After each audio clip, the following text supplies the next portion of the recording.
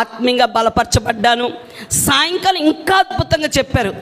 సాక్ష్యం చెప్తూ తుమ్మ చెట్టు గురించి చెప్తూ ఎంతోమంది సేవకులు చెప్పారు. కానండి నేను నిజంగా తుమ్మ చెట్టులో నుంచి ఇంత అద్భుతమైన మాటలు, ఒక్కొక్క మాట ఇప్పుడు చెప్తుంటే నా రోమాలు చూడండి ఎలా నిక్కబరుస్తున్నాయి.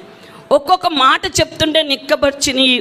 నిజంగా ఆయన సాక్ష్యం చెప్పినప్పుడు నిజమే కదా, 2 కాళ్ళు లేకపోయినా, ఒంట్లో అవయవాలు అనేకమైన పనిచకపోయినా దేవుని బ్రతుకుతే ప్రభు కోసమే బ్రతకాలి, చచ్చిపోతే ప్రభు కొరకే చచ్చిపోలని రోషం కలిగి దేవుని కొరకు.